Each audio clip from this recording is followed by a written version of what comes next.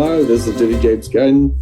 I am a community advocate here in Charlotte, North Carolina for LGBT women's rights with the National Organization for Women, gun sense laws with Moms and Men Action, and anything that extends equity to all. Thank you.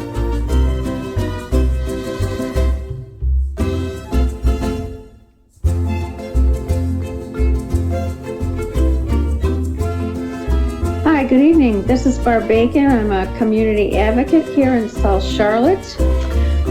Generally, I drive people around and to doctor's appointments, and I'm getting ready to have my sign-up list for taking people to vote.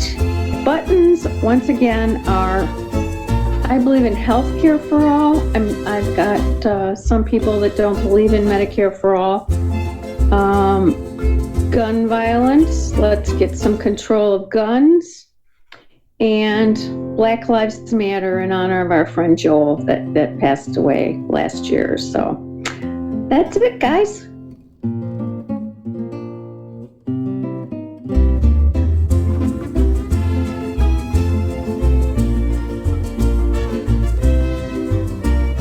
Hey, I'm Christian Cano. You're the co-host. My buttons are Moms and Men Action, gun sense legislation, healthcare for all, Medicare for all, and also in my heart, Black Lives Matter on behalf of Joe Oldham, who's a guest of ours who passed away last year.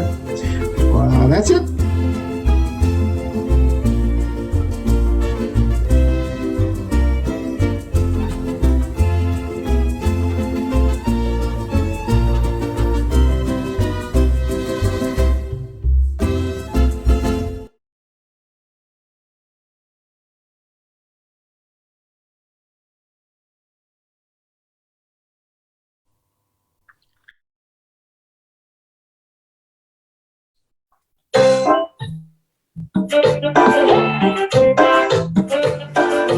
That's some pretty good music now. It's actually really good. You know, after 52 weeks, you finally got it right. That's phenomenal. I mean, save the best musical bump music of the year for the last show of the year. So that's fabulous.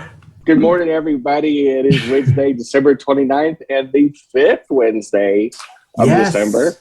Of course, full disclosure, if you notice that our rooms are all a little darker, it's because we are taping the night before, just in case we let the cat out of the bag or we hoist a margarita, since it is Taco Tuesday, actually, technically. Glad everybody's joining us. It is Coffee and Pan Dulce, and I am one of the co-hosts here, Jenny-Jaymes Gunn, along with our producer and co-host, Christian Cano, and Barb Bacon, one of our neighbors and co-hosts as well. So good morning and good evening, everybody. Yes. Good morning, everyone. Welcome to Coffee and Pan Dulce. As Jenny said, today is Wednesday, the 29th.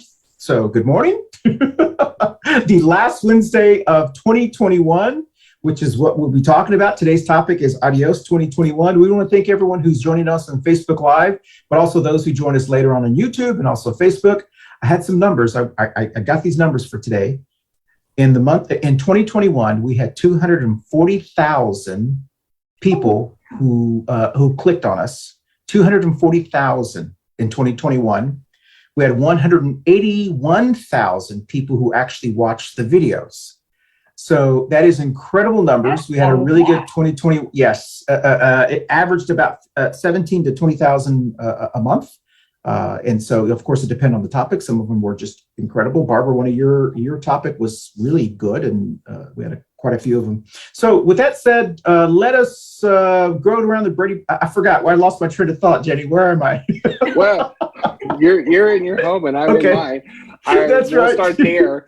Past that, I don't have much help for you, but I do think it is kind of funny. It's just a side note how we make such a big deal when we tape, because 99% of the people that do watch our show watch us later. So it is kind of silly, but I think it's because we based it on the tradition for people that maybe just watched our latter shows since the pandemic. They didn't realize that at one time where Christian's sitting right now is where we all gathered around his dining room table. The beginning. And we would all, it was kind of more of a family show, and we were all kind of hanging out together, and we would have little breakfast pastries, hence the name of the show. at our sponsor, our Pan Dulce sponsor, which is Manolo's Bakery. And so it's for people that have only become fans in 2021 or maybe late 2020, and they've not gone back and watched the older shows, which are available on YouTube and on Facebook. It may be a little confusing because some of our jokes really stem back to those original days 3 years ago. So it is kind of hilarious because we're entering our programming fourth year. That's right. So it is kind of funny. But anyway, we will go around the Brady Bunch screen and introduce ourselves. So I'll introduce myself first while Christian shares our show. And I am Jenny-Jaymes Gunn. I'm a local LGBT advocate. I do a lot of work with feminism and the National Organization for Women Charlotte. I also try to help out as many other intersections as I can, including pushing the ideas of healthcare for all and healthcare justice for all. Without economic justice, you really can't have social justice. Also, gun sense laws. I don't think you can live in a democracy and fear to be shot just going to Walmart or Baskin Robbins. Barb?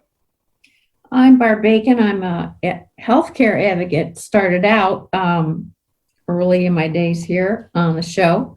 Now I seem to be an advocate for several other things and the healthcare provider, transportation, and whatever. So I too believe in healthcare for all. Actually, I'm helping my niece go to healthcare.gov so she can get better than Medicaid. And now that she's employed and just generally gun safety. We had a family issue this year that was quite frightening, and also helping one of our adopted sisters. She was a victim of the really bad tornado in Kentucky. She and her sister. The sister is finally out of the hospital. She has a broken collarbone, broken arm, just a mess, and no house, no car, no nothing. But one thing they said they really noticed is after Joe Biden was there, things really started to happen. The money from the GoFundMe page was immediately that people there were paying men to help clean up. So he made a difference, and I was really glad to hear that. But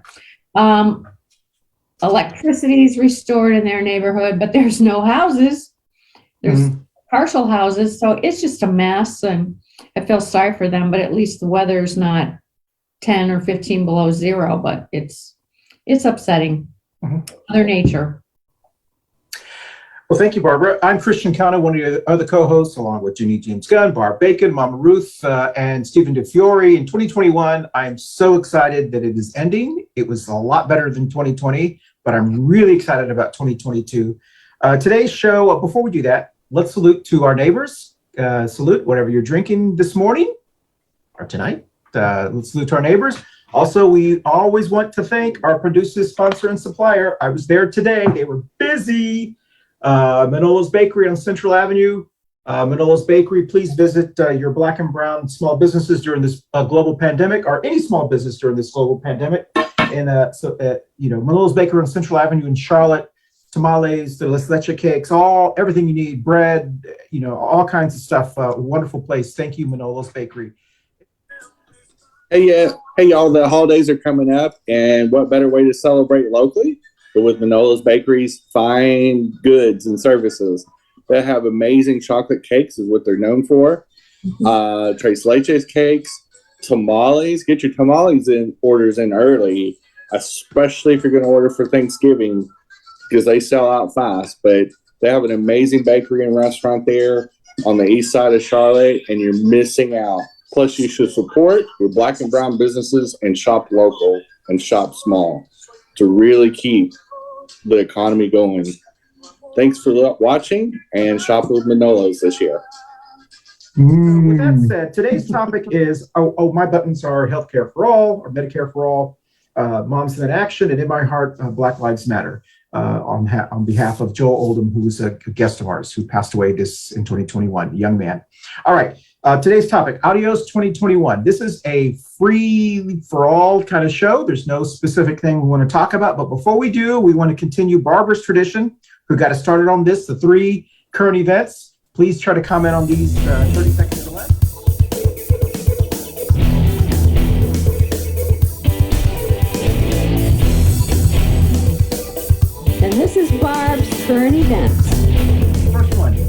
Don Jr., the former president's son, is in hot water with the evangelical Republicans, I believe, or Republicans in general. He was at a conference or something, and he said, teachings of Jesus have gotten us nothing. He was really slamming the Bible, and I'm not sure what his strategy was, but there's all these op-eds coming out saying, that should be it. Anyone who's a person of faith, or at least a Christian person of faith, who's following at least the Republican Party or former president, you got to be crazy after he said this, or at least not be upset. The second thing is, I don't know if you guys know, but there was the president did a kind of like a broadcast, and one of the parents that was on there, it was about tracking Santa. It's one of those lighthearted Christmas things they do every night. And some parent got on there and said something, and he also, said that phrase, "Let's go, Brandon," at the very end of it. And the former president just replied back, kind of chuckled and said, "Yeah, let's go, Brandon," like that. And so people were outraged, or they don't know what. Anyway, after that, he said, "No disrespect to the president. It's not that I don't like him. It's just I was practicing my free speech." Turns out yesterday he was on a podcast, the Steve Bannon podcast, and is now saying he doesn't believe the election was real, and he's really just a cuckoo person. So I think we all kind of knew it. Last one, there was a Texas sheriff who worked for the sheriff of around San Antonio, Bexar County, and the sheriff was at the January 6th terrorist attack, or whatever term you want to use. I use terrorist attack. Yeah. And the sheriff was put on leave because she posted all of this stuff on her Facebook page, and she was put on leave by the sheriff there. And then she was dismissed in June. She was fired in June, and she was appealing it. And the arbitrator upheld the thing. And she basically was saying that she was there because she wanted to be a part of history, and it was her constitutional right. And the sheriff basically said it was ridiculous. It was not like you were standing there signing of the Declaration of Independence.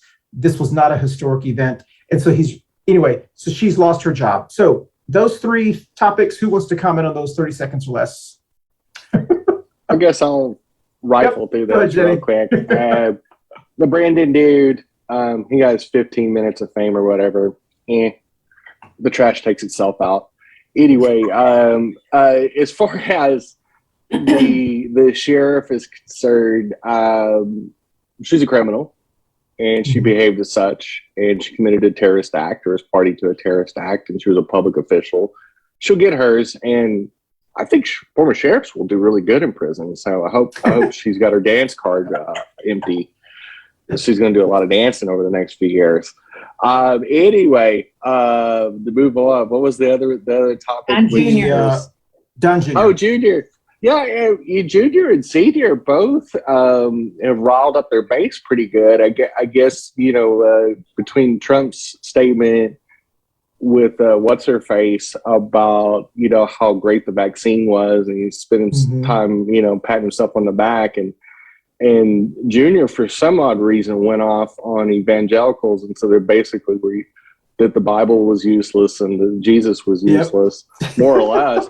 I was like, well, he must have got a bad rail of cocaine right there. I mean, he just went on court. What people don't realize is that the Trumps have always made fun of evangelicals. Yep. They're not a religious family. I mean, they're a casino family. Exactly. It's been more like hookers and fire trucks. I mean, if anybody even watched the show, I mean, come on. I mean, Playboy models and all kinds of stuff.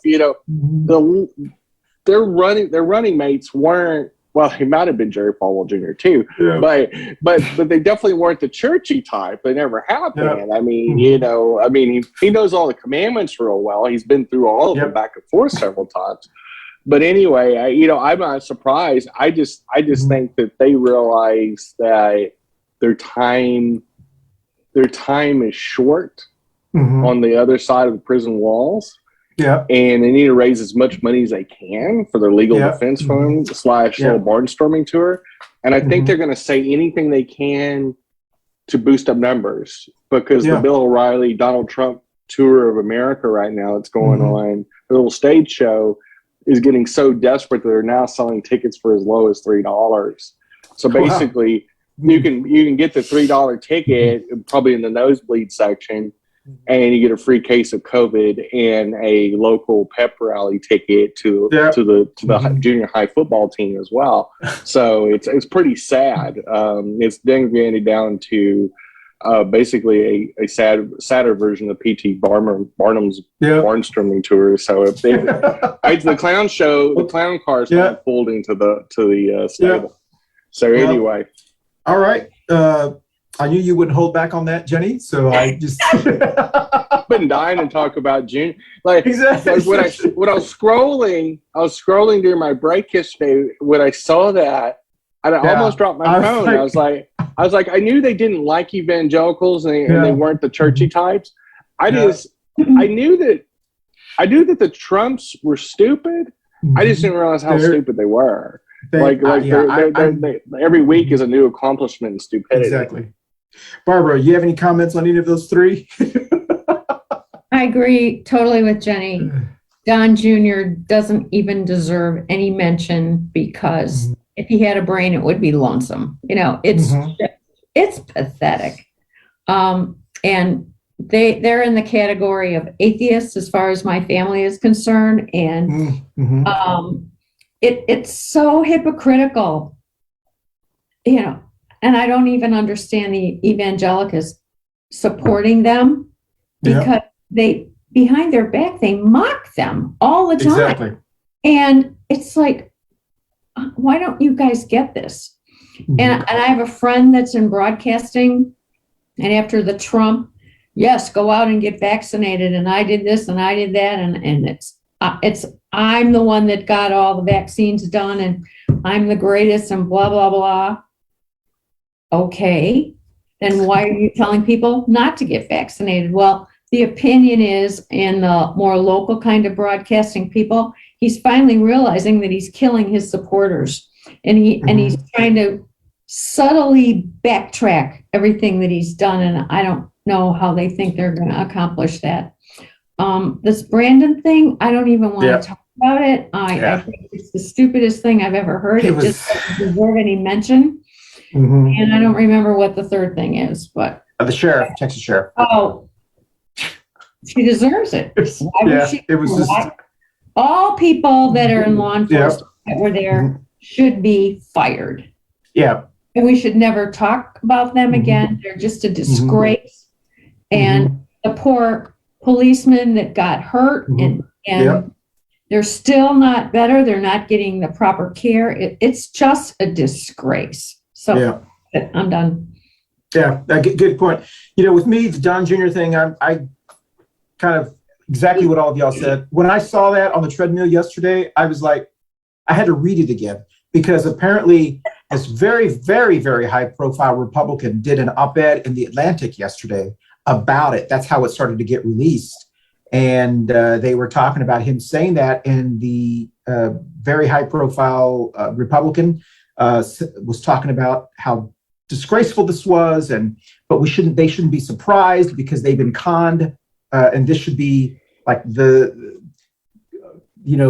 icing on the cake about evangelicals. You've been conned for so long. Anyone else who still believes that family believes in type of religion or whatever, it's conned. So I thought that was bizarre. And Jenny exactly said with the Let's Go Brandon thing, it was such, that the broadcast was for children, and it does every year about talking about how the location of Santa, and they let people call in and so forth, and they let this parent call in, and he said it didn't mean, it's just they just continue to prove they have no tact, no manners. I don't know if that it still matters to me. Some people, they think, it's funny, but that group of individuals, the people that love the Trumps and the MAGA people, they live in this world where I guess they don't ever want to get employed. And I just, as Jenny said, the trash usually takes itself out. That's the best way for me to describe it. I was so disgusted when I heard that. And then, but the reply that the president did, President Biden said, was he kind of chuckled and said, yeah, let's go Brandon. So what I've said is, anytime someone says, let's go Brandon, our response should be, haha, let's go Brandon. And just turn it around. And we need to, I wish the TikTok teens would somehow take over that and turn it into a positive thing. Last thing, because I know Jenny wants to jump in, the Texas sheriff thing. It's the most ridiculous.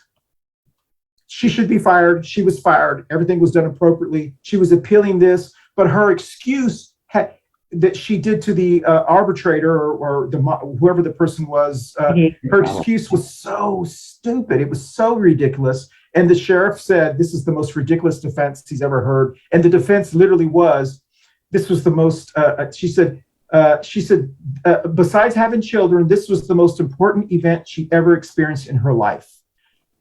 Well, then you haven't had a life, honey. Go get one. Exactly. So I'm glad that she was dismissed, and I agree with you. I think it's ridiculous. So, Jenny, you want to come back on any of those real quickly? Well, I mean, you know, the whole Brandon thing, of course, I completely sat that out.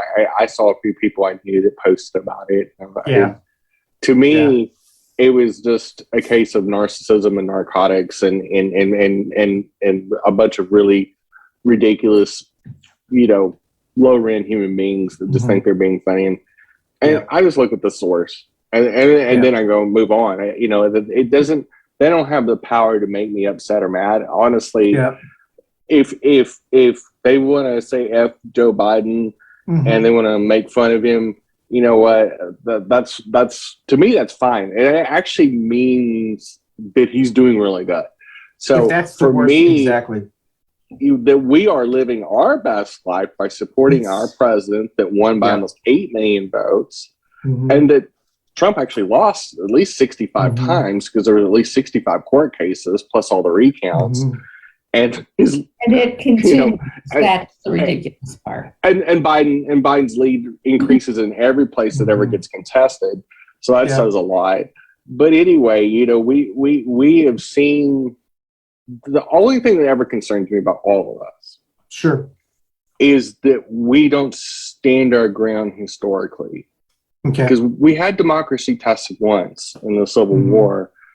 And after the Civil War, we let all the Southern generals and all the Southern leaders off the hook when they probably all should have been executed. They all should have been tried for treason. And gotten firing squad, and then everybody that helped in the South that was wealthy or was a slave owner should have lost all their land, and land should have been given to the former slaves. Is what should have happened. We did not. They killed Lincoln and put in a Southerner as president, and the rest was history. What we have to do with all these 600 plus terrorists is they all need to go to prison. And then after they make the case on all those 600 people, and they're all going to rat out, you know, the elected officials, those elected officials need to be thrown under the prison. I agree. No deals, no clemency, none whatsoever. And anybody, especially the older, like the Trump and stuff like that, they need to make sure that they die in prison. And that they never see the light of day. And because we're talking about democracy and peaceful transfer of democracy, something that no matter who the political party was, that we believed in our entire 240-year history is at stake. That's it. That's our integrity. And the world watched in shock as one of the longest running democracies on the planet right now, a shining beacon on the hill, as Reagan called it. Hey, everyone. Thank you so much for watching our Coffee Pan Dulce Show every week. Don't forget, you can watch us visually on our video podcast platforms on Facebook and YouTube, but you can also listen to us on your favorite audio podcast platforms like Apple, Amazon, iHeartRadio, Spotify, and all of the other ones that your favorite, whatever your favorite is. Once again, thank you for watching us on Coffee Pan Dulce. We'll dance out. Shit the bed, literally on January 6th last year, and sell for a 2-bit charlatan snake oil salesman that is nothing more than a crap stain on the underpants of our American history and on the flag, storm the Capitol for his own narcissism and ego is just unreal. And that we had sitting Republican officials, not only, as we're finding out this week, had a 34 or 24-page PowerPoint developed. It's all of a sudden surfaced. And this is some of the things that Trump's been fighting in court to not steal. So Sure. this week, right into the trials, is a very elaborate PowerPoint that made the rounds both in the Republican Senate and the Republican House, that sitting members of Congress made, created, and vetted this PowerPoint on how to attack the Capitol. Now, let me repeat this. We had sitting public officials, elected officials, to uphold the Constitution. That means including the peaceful transfer of power, no matter what. Created a PowerPoint that was basically termed as the way to take back the presidency, was the way it was worded.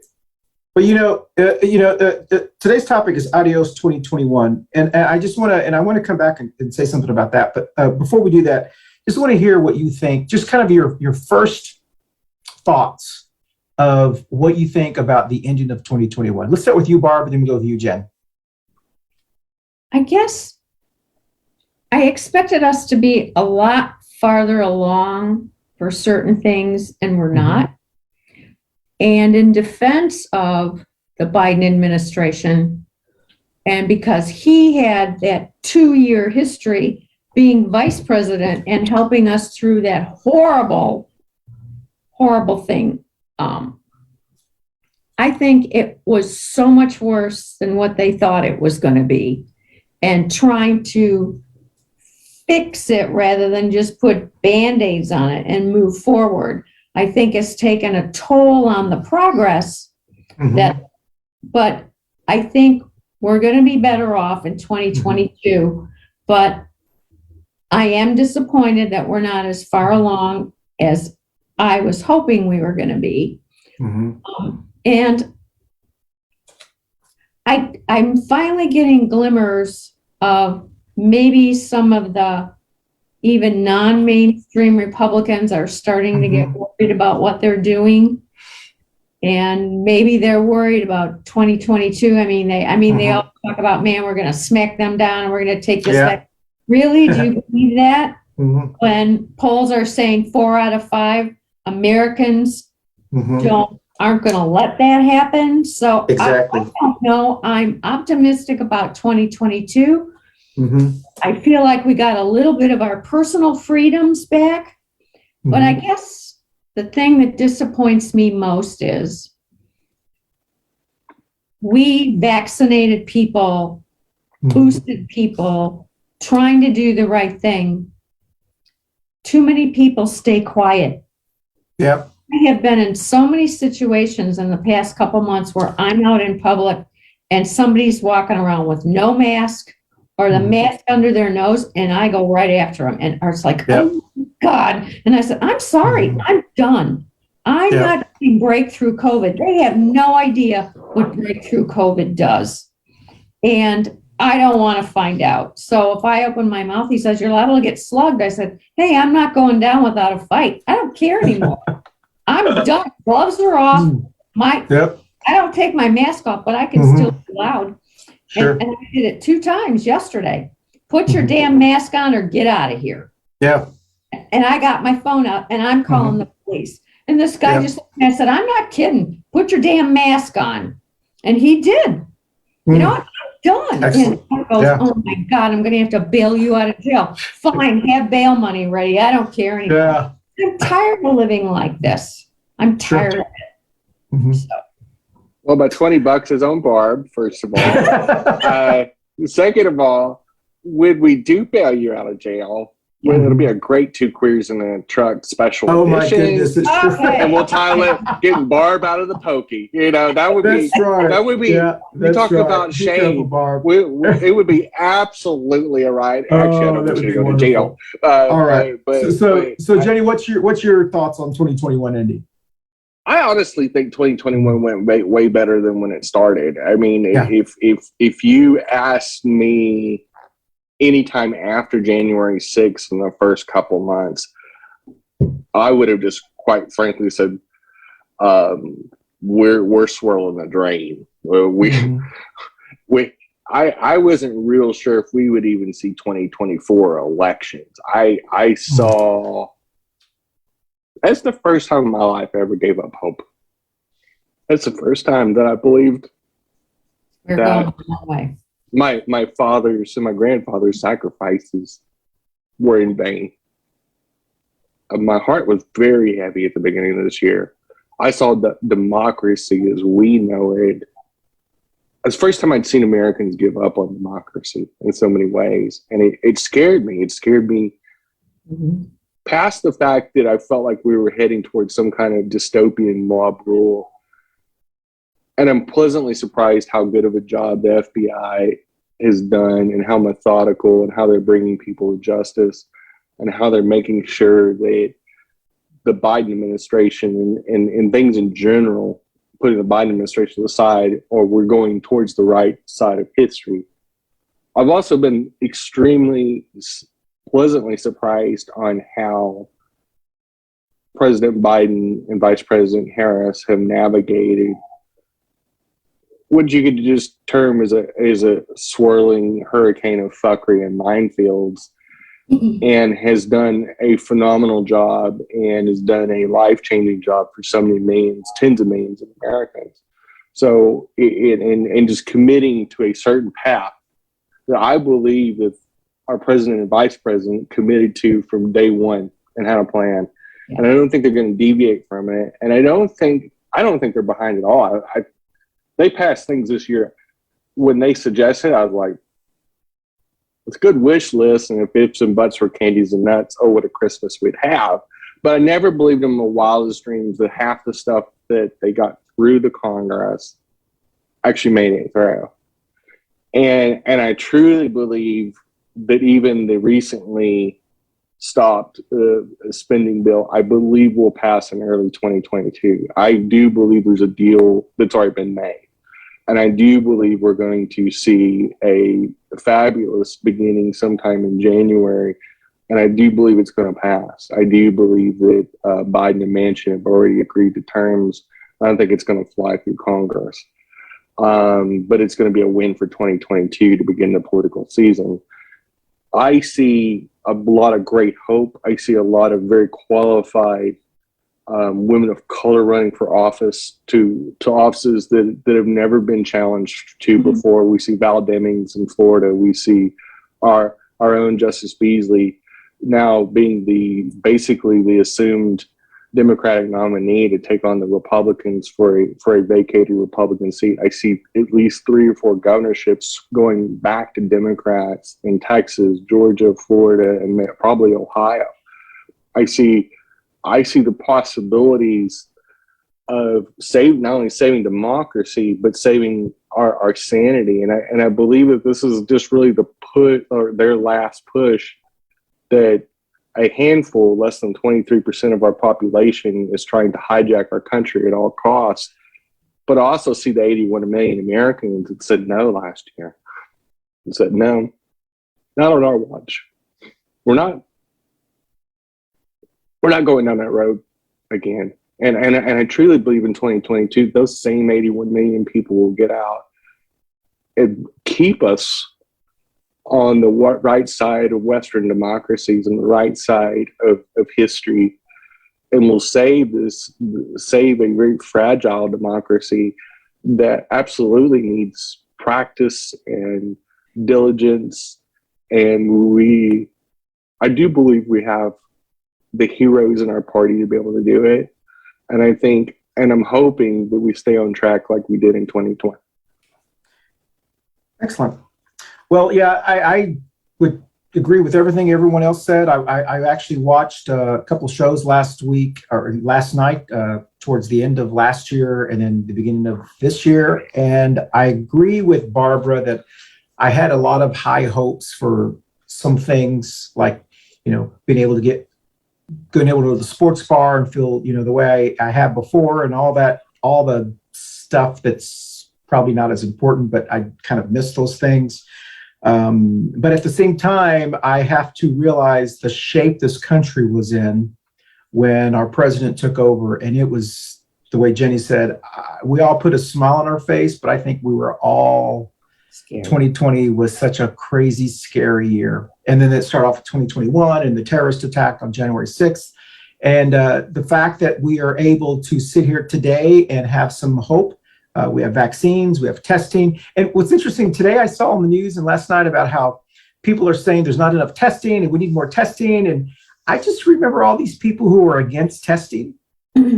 All these people who now they're complaining, I don't have enough testing. I got 2 tests last week. Well, now they can't go anywhere if they're not tested. Yes, exactly. They gotta That's get good. tested, and now you're going to complain about it? Exactly. But I was looking when both of you were talking, I was looking, there was an article that I read today, and there was a poll that was released, I think yesterday, and it was a nonpartisan poll, and they polled 1,000 Americans, and they asked them how they felt about the January 6th issue. 73% of those people in that poll said it was very important that Congress and someone be held accountable for it.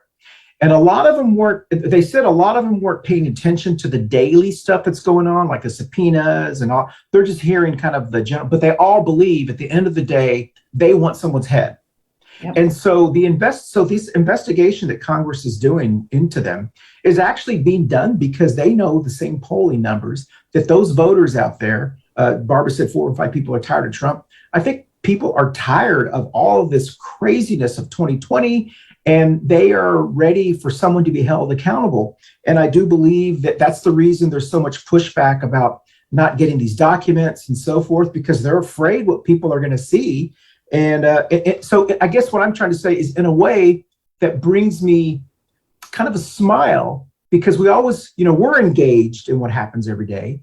And we always want to know what other Americans, like, the rest of America, they're not as engaged, but they're thinking the same thing we're thinking. We're just seeing it every day. They want someone held accountable. They're tired. They asked them who the top 5, they gave them 5 names: Marjorie Taylor Greene, Congressman Jordan, Matt Gaetz.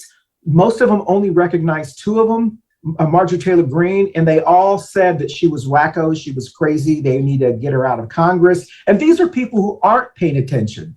Right. And they said Matt Gaetz, they didn't really know a lot about him, but they didn't have a positive thing on him, And so the good news is these individuals that aren't as engaged as we are, that information is filtering down. And it's getting to people who maybe not pay attention. And I do believe 2022 is going to be, I hope, a year of those being held accountable. So, Jen, you look like you want to say something. I think and the good thing about a well-run democracy, and I do hope that we, as a country, that we do run our democracy as diligently and as effectively and as fairly as humanly possible. But I don't want to see a Republican Party or any political party go away, but they got to clean up their act. We can't. I agree. We can't sacrifice democracy on the altar of some sort of twisted deal. Whatever sitting Congress people are involved with this as the investigation ensues, and especially after the 600 or so prosecutions for the boots on the ground people are prosecuted and found guilty, and obviously they're going to also rat out the Congress people that were involved. As those trials begin for the Congress people in the same way, and as they get arrested, I hope that they all are convicted for max times. I hope that they are all sentenced for 10, 20, and 30 years, and hopefully in some cases life. Yeah. But, and I want to see, justice be done, because clearly we need to send a message to anybody in this country. And this doesn't matter which political party you're a part of. Yeah. This is bigger than a political party debate. This is the fact that this was an organized attack. This was something been planned, weeks in advance. They had a PowerPoint, they had a plan, they had maps, they had a burner phones. I mean, they had, this was an organized attack, very similar to anything that we can compare to 9/11 or anything like that. It just because they were Americans doesn't make it any less terroristic. Exactly. In fact, because the target was American democracy and an American transfer of power, and quite frankly, including a sitting vice president at the time that was a Republican was one of the targets. And so you weigh the fact that a sitting president targeted his own vice president because he didn't back them up in some kind of cuckoo plan for Pence to decertify the election and sway the electoral college. Pence has enough sense, not much, but he had just enough sense to realize that he would already be in prison right now if he'd have tried that, and it would have been devastating. Yeah, I think we're all going to look back at 2021. I'm very excited about 2022. And then, of course, 2023, I think we're going to get better and better as far as many things. We had a show about the Roaring 20s. Are they going to come back? I think our economy is going to continue to grow. This testing thing with the Omicron, yes, it is very contagious. But don't you think, Christian, as a business person yourself, sure. It's really hard to have a good economy if you don't keep a lid on a airborne pandemic, especially in tourism and travel, which you have a background in, and I have a background in. We both know about the hotel and resort business. It's really hard to do a lot of trip bookings. If we are always looking over our shoulder, and at least we have a grown up in the White House that when we need testing kits, he goes out and gets 500 million of them and ships them out immediately. Exactly. You got a guy that's rolling up his sleeves and a gal and our vice president that just puts their head down, doesn't worry about their ego or their Twitter. It just goes to work every day. I think what Barbara mentioned, I think is really an example of what most people who are not as engaged as all of us are feeling. I think what they're feeling, they're not as vocal as we are, and they may not have the passion that we have about politics. But I think things in general, they're so tired of Trump. They're so tired of the anti-vaxxers. They're so tired about these Let's Go Brandon people, the Marjorie Taylor Greens. They're so tired. They know people like this in their lives, who they work for, maybe even some. They know people like this that they don't want to be around. And this just put up with them on Thanksgiving and Christmas. Exactly. And this, oh no, not Uncle Bob. Yes, exactly. So this is actually one of those things that I think the silent majority, they really are tired of all of this. And I do believe it's this interesting dynamic we'll see in 2022. I think, I'll give you an example. My congressperson, and I think yours too, Jenny, and actually yours, Barb, currently right now, Dan Bishop, who is a huge Trump crazy person, white supremacist. He's just crazy. Since all of this backlash within the North Carolina Republican Party here in North Carolina has been against Madison Cawthorn, he has not said one thing about Trump, and he's trying to distance himself away from Madison Cawthorn just and like Marjorie he did Taylor from Greene. the bathroom bill, right? Oh yes. Now it's going to be like suddenly. I didn't really mean that. What happened was, and so I really can't wait to our elections in 2022, and whoever runs against him basically just sends out palm cards of him, Donald Trump, Marjorie Taylor Greene, and Madison Cawthorn. And there's so much on Twitter. There's so much social media stuff from his son, who's a huge Madison Cawthorn fan. He needs to be thrown under the bus.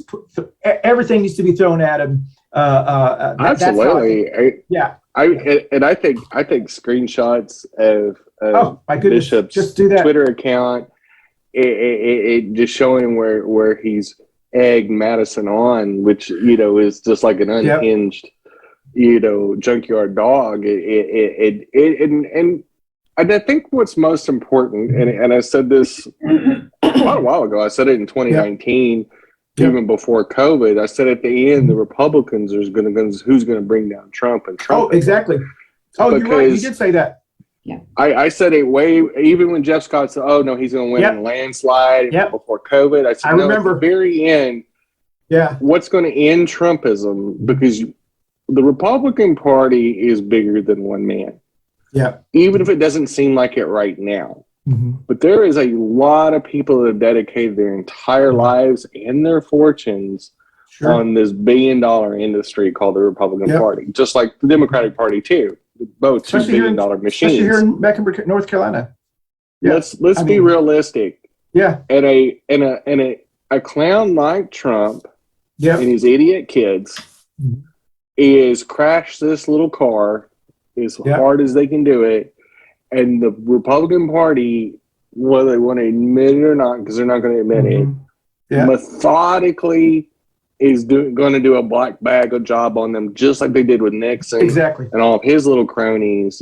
And they buried them. They distanced themselves.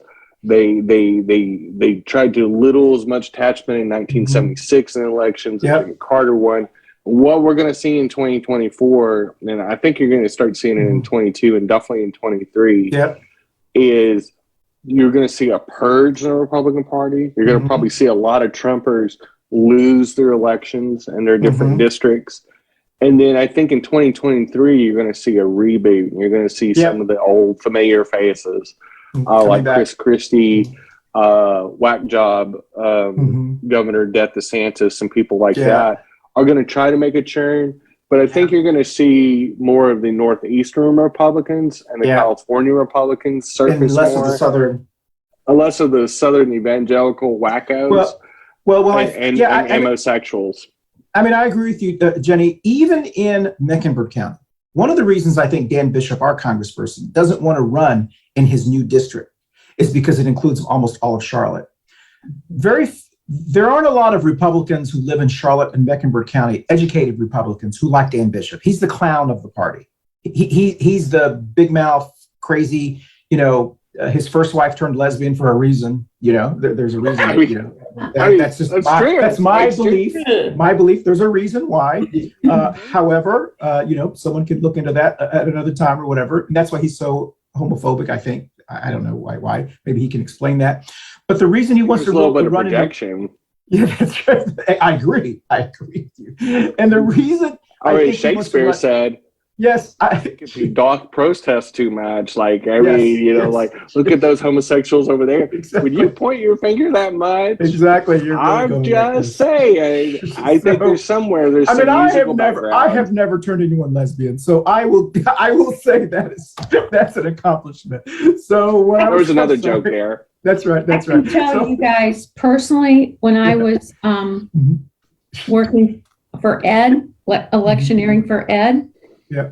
And somehow, all of a sudden I had Dan Bishop cards and Ed Driggs and somebody else, I don't remember.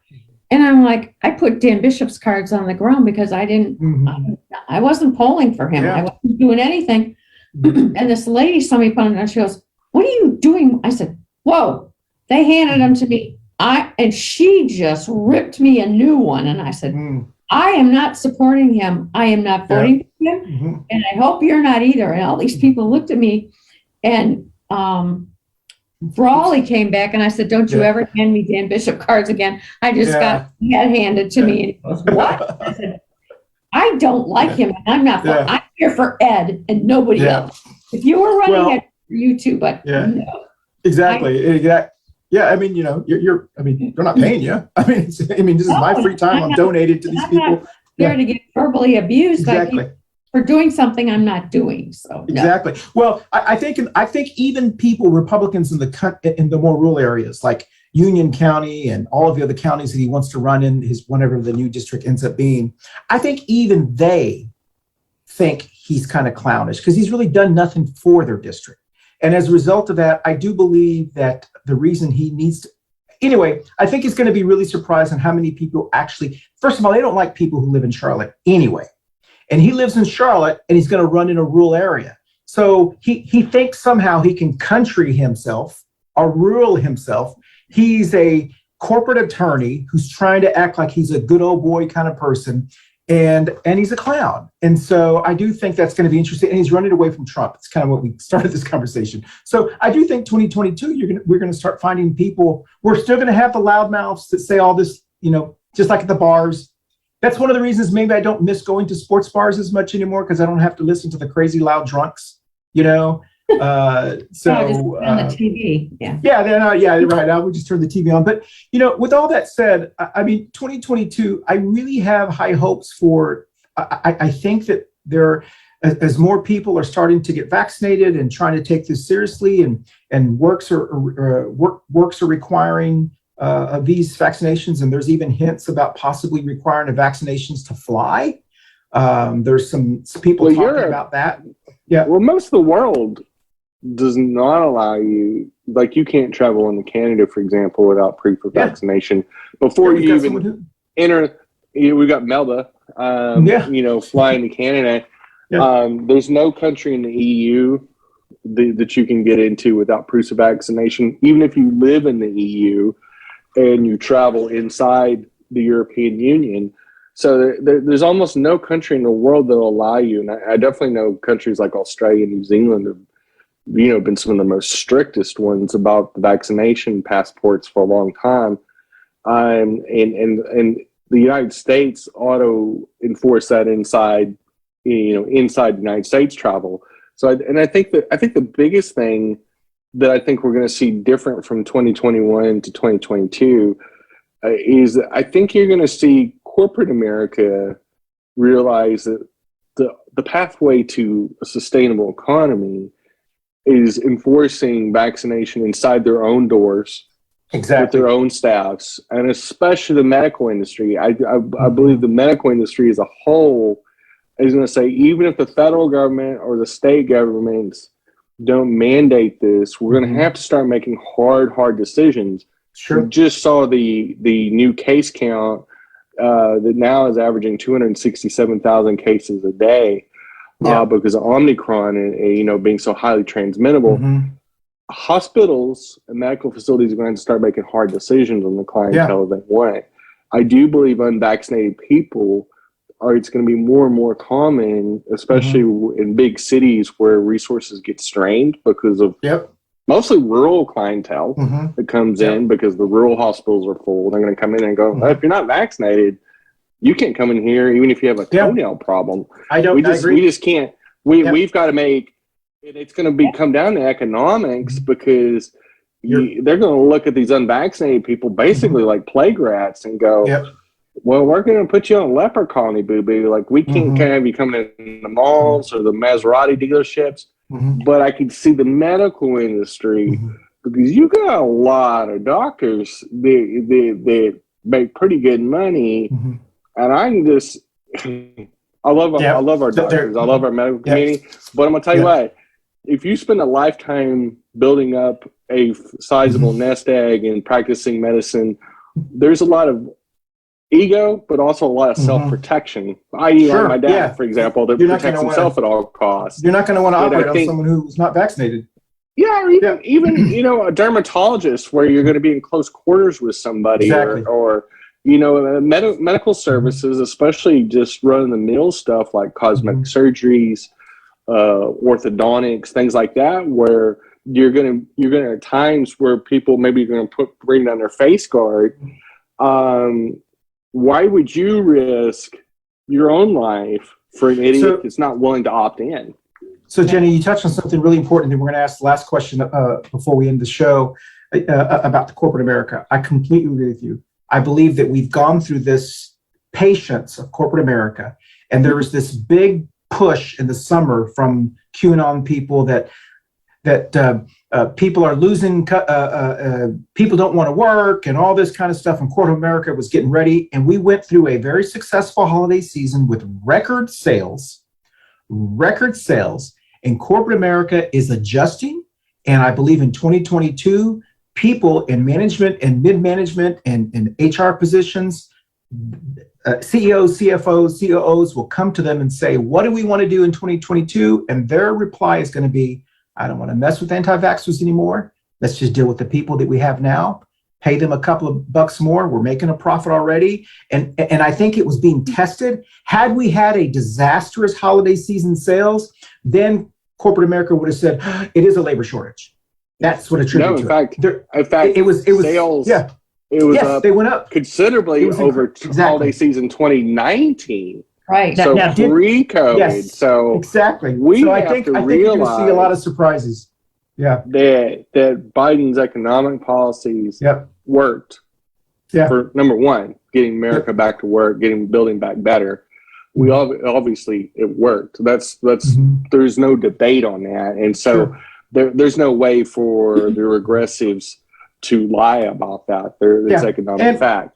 So I think corporate America has enough sway in their own circles Oh, I mean, if they can artificially hold down wages for 12 years, they sure as shit can force vaccinations.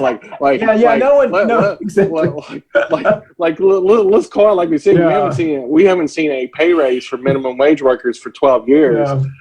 While housing is going up 300-400%. Yeah. So I think a little shot in the arm that a few people are a little squeamish and crybabyish about. That's no thing for a chicken wing now. I think some people are about to get some shots and some arms is what's going to happen. And I think what we're going to look at when people look back at 2021, when they talk about these companies, these small mom and pop places that closed and so forth. Well, I think what they're going to see is we had too many places. We had too many burger joints. We had too many. And I think the markets are just adjusting themselves and saying, I don't need 12 Waffle Houses. Maybe I just need 6 Waffle Houses. I don't need, all these mom and pop businesses. They were probably working on the margins anyway. Maybe they should. The market determined who would survive and who wouldn't.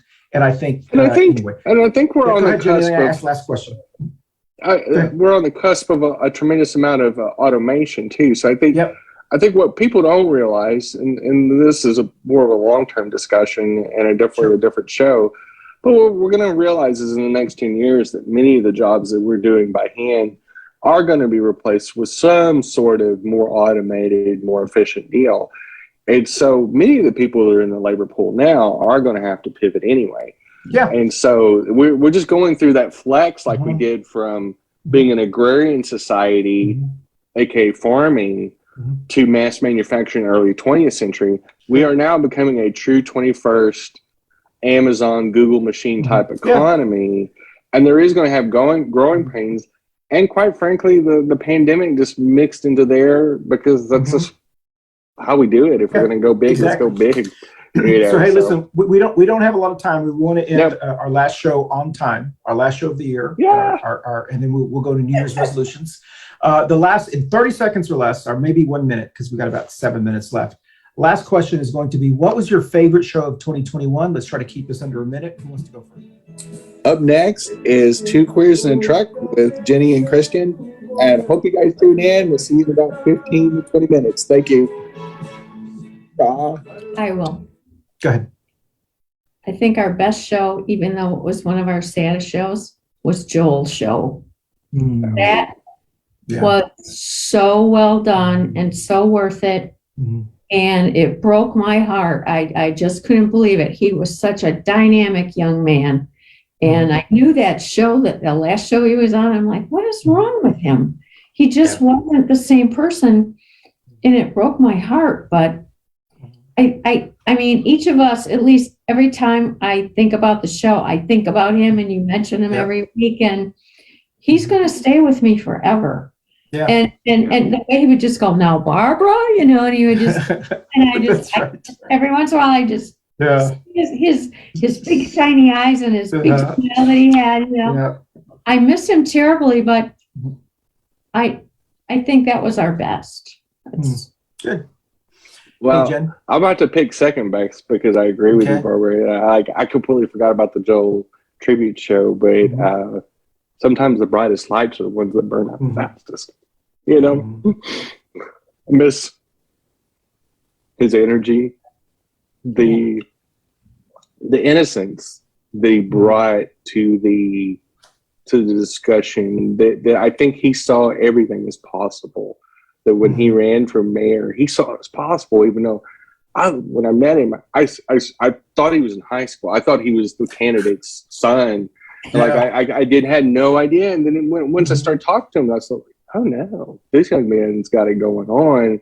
He may not win this time, but someday, in my mind, when I left that discussion, I felt like this guy's going to be governor someday or something like that. Like I really felt that in my bones. And Charlotte lost a great one, not a good one, but a great one. Probably the second best show we did this year. I'd have to say is the festival show. And that's just from a personal, selfish standpoint. It has nothing to do with production qualities, because I don't know if the show is actually that good. but it entertained me, which was the most important part. Of course, because we have so many heavy topics. If we can't if we don't like watching ourselves, I mean, I do this for me.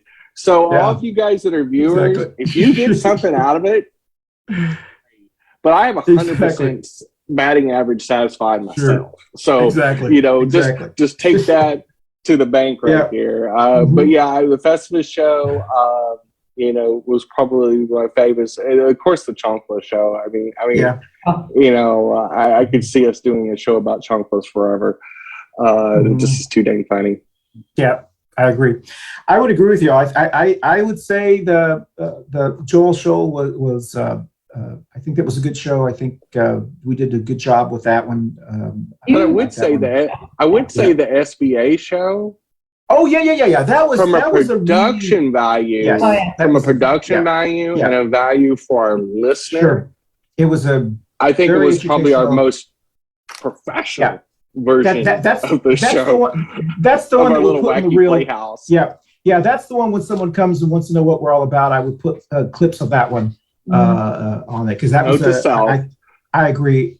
Do not show them the gun show. That was our worst show of the year by far. See, the gun show, I don't know. The gun show, they got the most views of anyone that we had in 2021. Oh wow! Yes, it was an awful show. It was awful. It was a lot, and it was unhinged.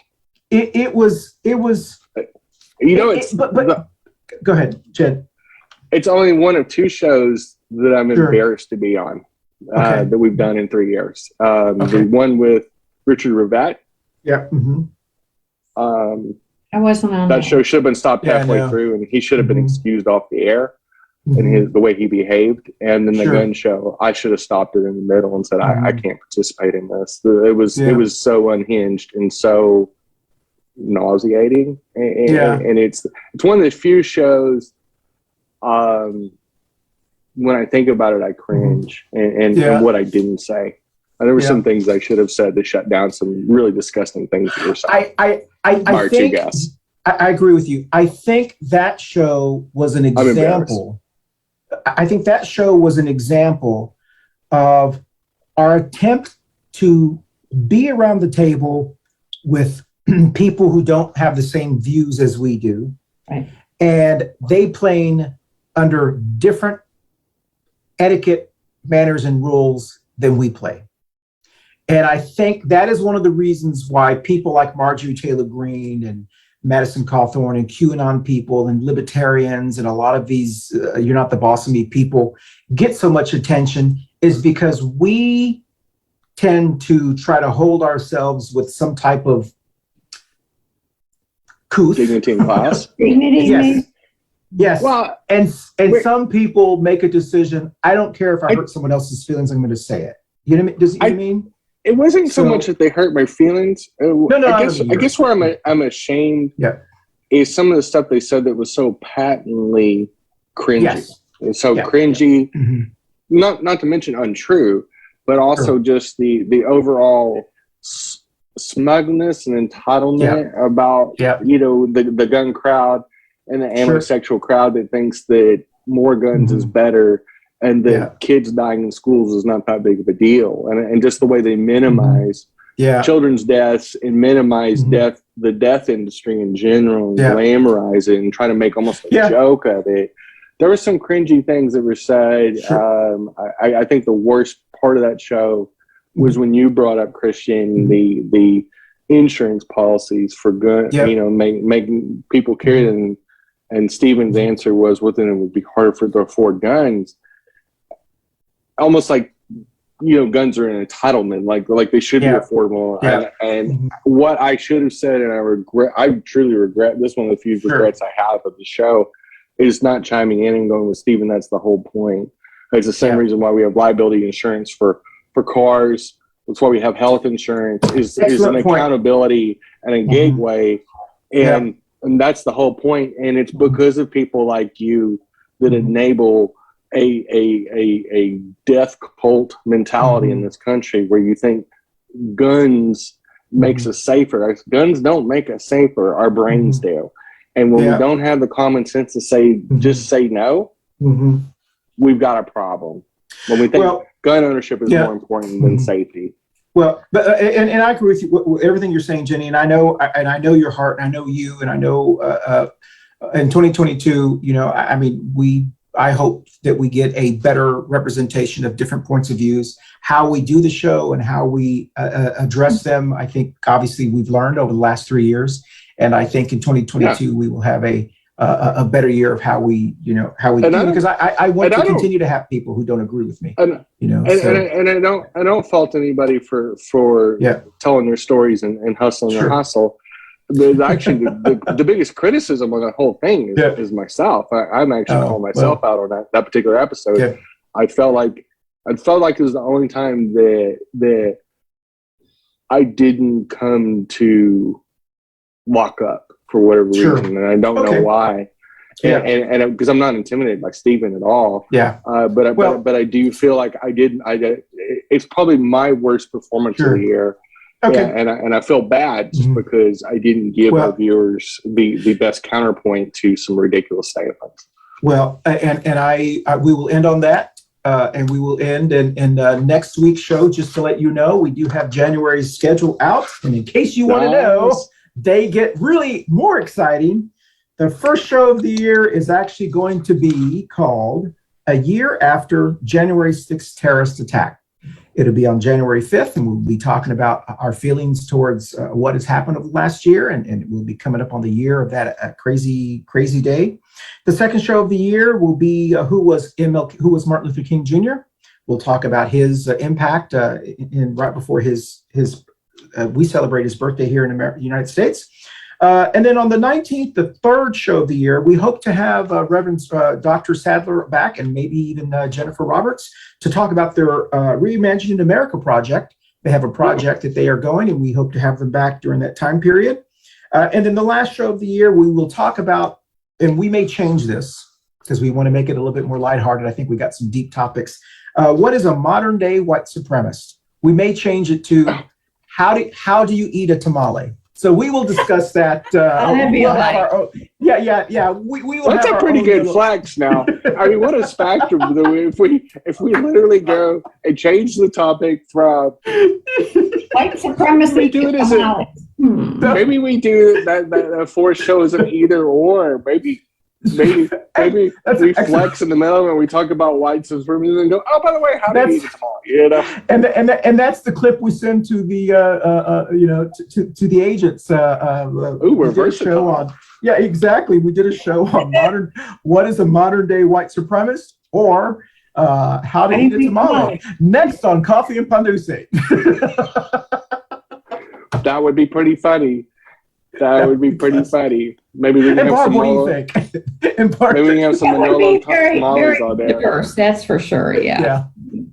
All right. Well, maybe we'll have to do a taste test or something. That's right. Okay. Invite a white supremacist to come and taste the tamale. There you go. Hey, see if they eat the corn husk. I already said we can't bring Richard Rivette back on. Oh, that's right. Well, all right. Well, we don't know that. All right. So with that said, let's go over on the Brady Brent screen and tell us what you're going to do over the next couple of days, or if you have a New Year's resolution you want to share, or if that's something secret. So we'll go. Let's go, Barbara, or is it Jenny? Then Barbara, and then we'll let Holiday Bernie say his. Well, my New Year's resolution is always probably about the same, which is always try to exercise as much as I can, drink more water, and maybe get to go see more of America. Last couple of years, that hasn't been as very possible, but I am hoping to see maybe some different states in 2022. That would be sweet. As far as what I'm doing for New Year's, I'm doing absolutely nothing. I am not going out. I am not a New Year's Eve type person, believe it or not. That is one of my reflection nights. So as soon as I get done working on the 31st, I will slide into my apartment. I will pull up my blankies to my neck, watch some streaming shows, and I'll be asleep before it becomes 2022, most likely. Yeah, we're not going out either. That's amateur night as far as I'm concerned. I was in my 20s, I always had a great time, but not anymore. and all the people that usually do things with, we're all staying home. It's like, take care of ourselves, be safe. Let's hit 2022 happy and healthy and staying home. So, no. And I'm not doing any work this week. I'm doing nothing if I can. So, yeah, that's all I'm doing. Nothing. Excellent. Well, I am only putting this cowboy hat on because 2 weeks ago, Reverend Dr. Sadler said he had never seen me without a cowboy. It's the first time he'd seen me without a cowboy hat. And so just so that way we can end the year with me, people who have not seen me with my cowboy hat on. Hat etiquette is you don't wear a hat in someone's house unless they allow you. Since this is my house, I'm going to allow myself. So we are... Yeah, so as everyone else is, we are staying home for New Year's Eve, just like us old timers, or not old timers. That came out wrong. Can we take two? All right, let's do it again. Like everyone else, I'm staying home because it's the smartest thing to do. It's just to stay home. And I am actually going to make my menudo. I'm making menudo from scratch. I got my ingredients. I won't tell you what's in it in case you want some of it. I picked it up today, and then, of course, getting ready for a wonderful 2022, like I do every year, going to the gym, going to get down to my body, what is it, the body percentage, I don't know, I'm supposed to lose like 25 pounds to be at my body percentage. This is not realistic. Oh, ideal weight. Yeah, ideal. Yeah, whatever it is, the body, the whatever. Body mass, so, whatever. Yeah. So that's, I'm hoping that will be happening in 2022. It happens. It hasn't over the last 20 years, but maybe it will in 2022. So, that's basically it. So with that said, I want to thank everyone so much for watching us in 2021. As I mentioned during the opening, we had 240,000 people touch our page in 2021, and 180,000 in 2020 and watch our shows and our videos. And we had some shows that did very, very well. And there's some that, it was just us and about 1,000 people, which is good for me. At the end of the day, we do this show because of each other. It's a community show. And even when we get bought by Hulu or Netflix, we'll still, And then Jenny comes in with all her writers. I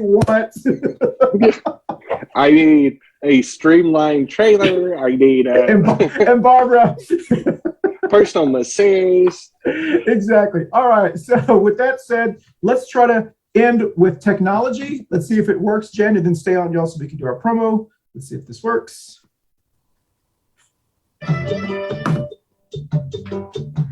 It works. All right, y'all. We'll see y'all. We'll see you in 2022. Bye, y'all. Bye.